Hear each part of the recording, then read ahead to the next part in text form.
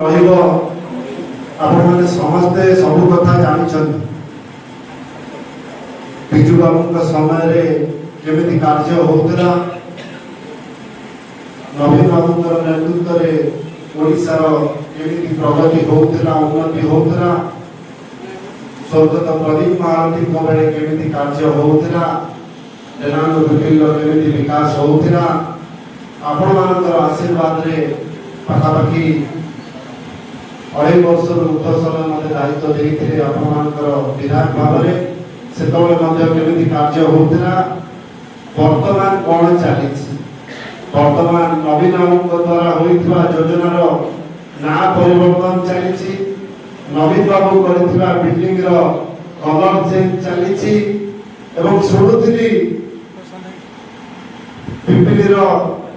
सामना मान्यवर कहते तो वक्तव्य महारथी परिवार कथा न कहले महारथी महारथी से वीडियो देखिए ना इंटरव्यू शुणे ना 35 वर्ष कहते 35 वर्ष निश्चित रूपे डेलांग पिपिली निर्वाचन मंडली जनता आशीर्वाद मोर बापा 7 थर विधायक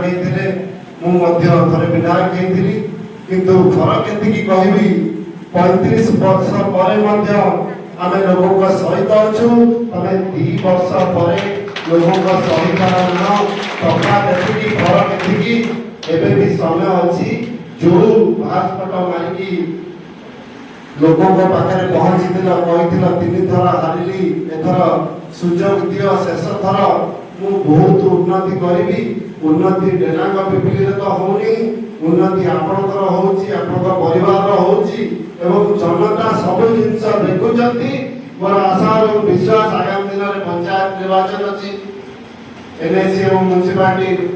इलेक्शन अछि निश्चित रूपे आपण तार जवाब देबे मोर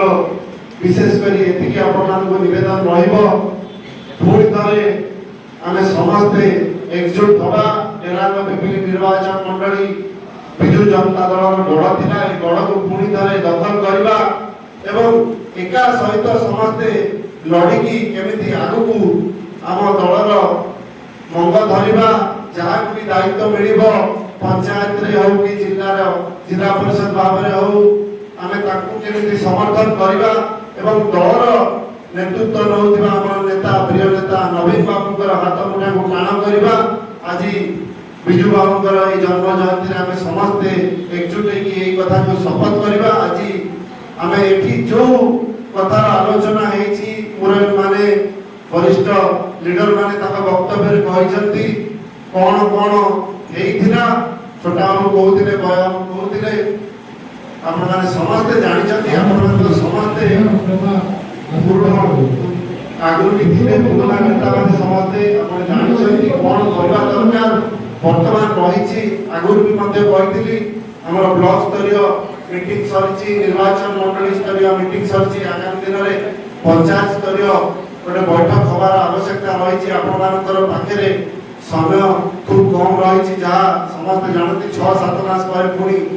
पंचायत इलेक्शन बिगुल बाजिब आम केमी समस्ते एकाठी कार्य करवा एवं पुणी थे गढ़ को मजबूत कर जितवा यह मोर आपण पाखे निवेदन पुणी थे समस्त को व्यक्तिगत भाव में धन्यवाद दूसरी एत टाण खरार उपस्थित अच्छा निश्चित रूपे आपण भल पाइबा